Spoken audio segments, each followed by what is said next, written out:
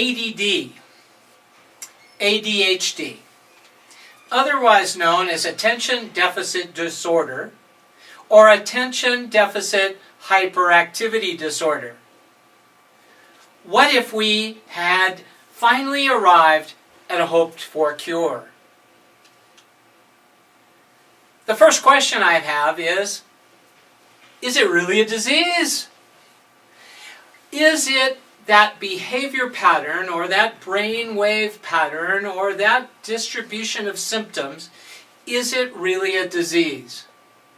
In fact, I questioned this when I noticed in the DSM-4 the actual description of all these medical diseases, and it was the same description, almost word for word, as my friends' haptic and kinesthetic learning styles.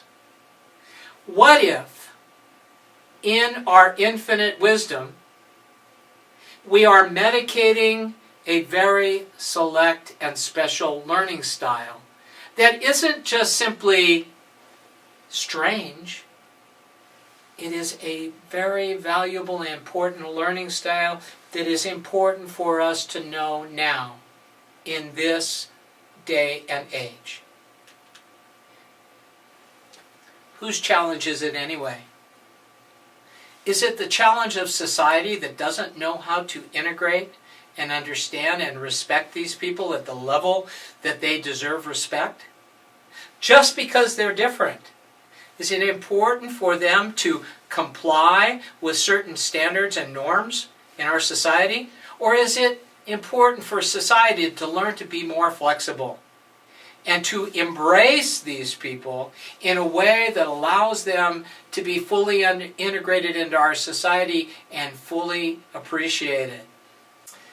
Recently, I had the great fortune of meeting a wonderful young lady, a student, a speaker at TEDx and the United Nations, presenting papers there.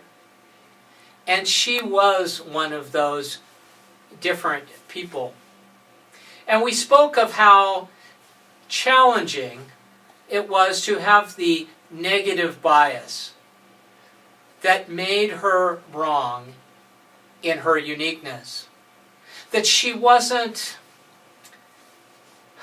quite the norm of our society.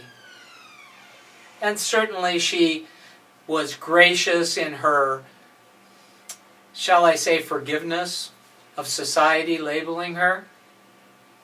And at the same time, I felt the sadness that she was less than fully integrated into society, and how much our society was lessened due to that, shall I say, underappreciation.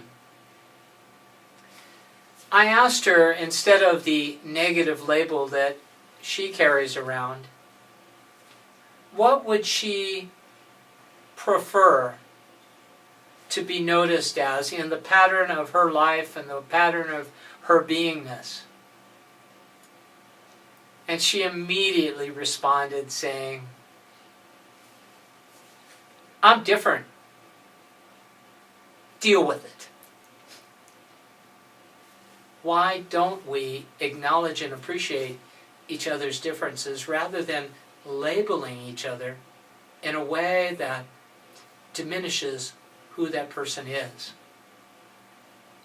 It's very interesting to me that instead of appreciating our differences, we try to homogenize and make people the same. One of the things that I find with ADD and ADHD, ADD people often are extremely sensitive people and are able to embrace and appreciate and magnify the value in the minuteness. And we make them wrong because they're so sensitive. Or the ADHD people that are bouncing off walls and creating new solutions in a world that needs new solutions. Now, do we need strategies and understandings, not only from society's side, but strategies by those people that are labeled ADD and ADHD? Those strategies are important on both sides to begin to integrate and nurture the real solutions, the real concrete ways to have those people integrated and impact our society. Look for the website, hopeadd.com.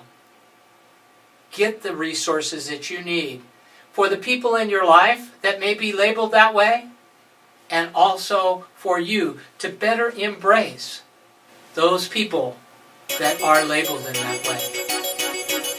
See you there.